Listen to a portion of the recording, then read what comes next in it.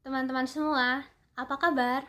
Semoga kalian dalam keadaan sehat, pastinya tetap semangat dan terus menjaga keseimbangan antara pekerjaan kita dan juga kehidupan pribadi ya.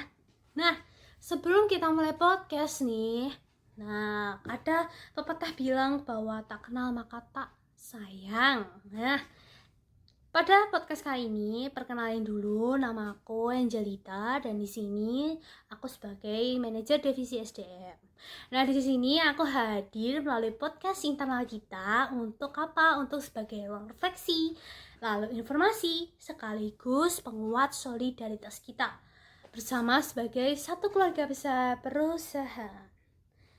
Nah, teman-teman, sebelum kita masuk nih pada isu-isu terkait saat ini ataupun masalah apa sih yang saat ini ada di perusahaan dan bagaimana perusahaan itu bisa mengatasi, lalu karyawannya gimana dan sebagainya.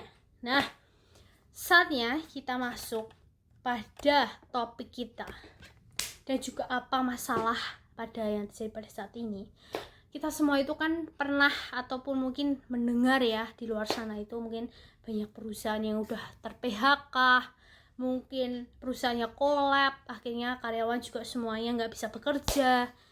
Nah, di sini saya akan, di podcast ini khususnya itu saya akan membahas nih, karena kita semua itu kan menyadari ya bahwa tahun 2025 ini tentunya sangatlah tidak berjalan dengan mudah, terutama dalam perusahaan.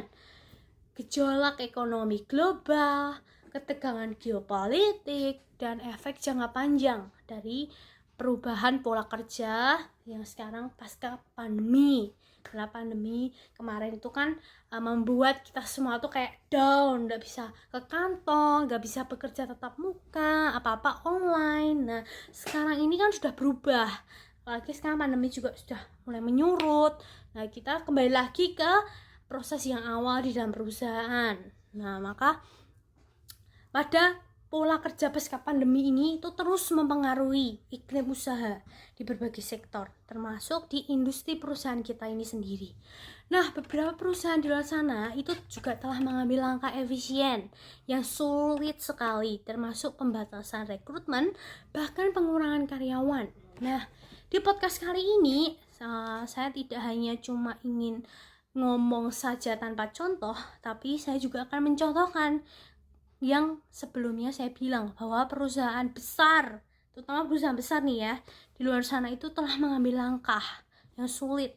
Karena apa ya tadi? Karena mereka sudah membatasi rekrutmen, sehingga kecil sekali untuk mungkin orang-orang di luar sana itu mungkin melamar kerja di perusahaan tersebut. Jadi kayak kekurangan pekerjaan, pengangguran itu banyak terjadi. Dan juga bahkan pengurangan karyawan. Nah, maka di sini saya akan memberikan contoh apa sih di luar sana itu perusahaan-perusahaan besarnya.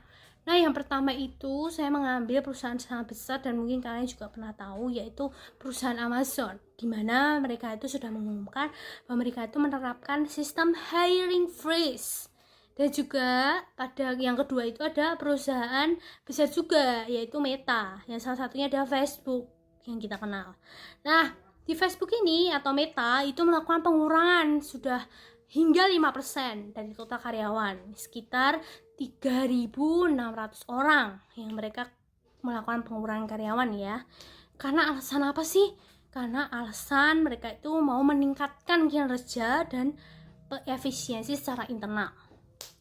Nah, kenapa mungkin perusahaan-perusahaan besar itu melakukan itu ya? Mungkin karena tadi gejolak di tahun ini yang sudah proses pola kerjanya itu sudah pasca pandemi. Nah, lalu gimana sih respon kita itu sebagai perusahaan?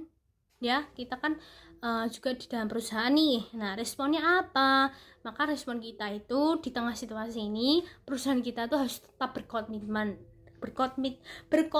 seperti apa ya, menjaga keseimbangan antara keberlangsungan bisnis dan juga kesejahteraan antar karyawan maupun antar atasan dan karyawan dengan atasannya atau bawahannya pun. Nah, itu kita harus melakukan kesejahteraan atau kedamaian. Nah, lalu kami juga harus melakukan, sebagai perusahaan ini kita harus melakukan banyak penyesuaian lalu optimalisasi operasional, mendorong transformasi secara digital. Kan ini 2025 ya teman-teman. Jadi 2025 itu semakin tahun itu pasti semakin digital. Dan digital itu semakin digunakan, apalagi kayak AI dan segala macamnya.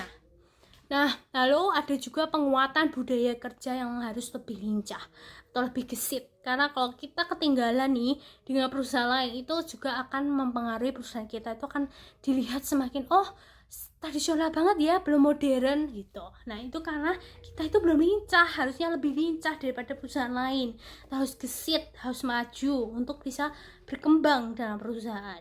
Gitu. Nah, lalu maka untuk bagi kalian semua ya, bagi karyawan-karyawan, entah itu atasan, HRD ataupun kita SDM, itu kita sebagai SDM nih khususnya itu ingin mengajak teman-teman semua, terutama karyawan semuanya, itu untuk terus menjaga komunikasi kita secara apa? Bukan secara tertutup ya, tapi secara terbuka. Terbukanya gimana sih? Gitu.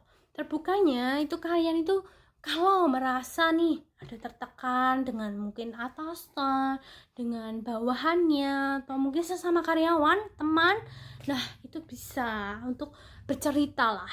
Lalu bingung atau butuh teman diskusi nih, entah itu tuh membahas tentang pekerjaan kita maupun tentang secara personal, mungkin masalah pribadi, tentang masalah keluarga kita gitu. Nah itu mungkin kita sebaiknya itu menceritakannya kepada kami nih SDM, karena pintu SDM itu selalu terbuka. Dan juga kami itu juga sedang menyiapkan bagi kalian untuk program pelatihan daring dan juga coaching. Yang dapat apa sih kok bisa menerbitkan pelatihan daring dan juga coaching?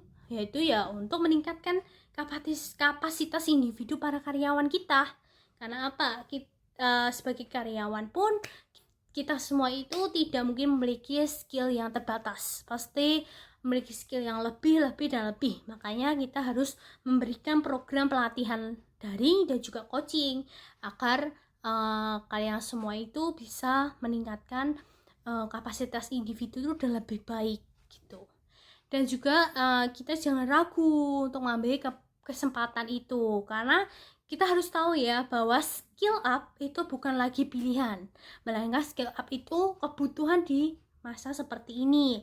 Karena kalau skill kita aja nggak up, kita nggak pernah mencoba, nggak pernah latihan sesuatu yang baru, tidak mungkin kita juga akan memiliki skill yang baru. Makanya kita harus mencoba.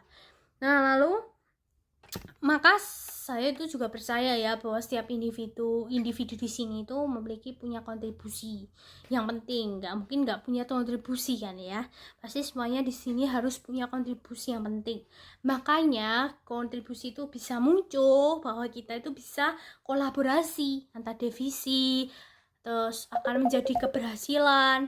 Dan juga kita tuh dalam menghadapi tahun ini kita tuh bisa bekerja sama dengan baik lah di dalam perusahaan. Makanya sekecil apapun peran kita itu dalam ketika dijalankan dengan komitmen dan juga kesadaran yang kolektif, maka dampaknya juga akan besar bagi perusahaan kita. Dan juga bisa dampaknya itu sangat luar biasa. Maka dari itu teman-teman, kita itu mungkin tidak bisa mengendalikan kondisi global, tapi kita bisa kok untuk mengendalikan respon kita terhadap kondisi saat ini. Maka mari kita terus beradaptasi, mendukung satu sama lain dan menjaga budaya kerja yang positif yang telah kita bangun bersama-sama selama ini.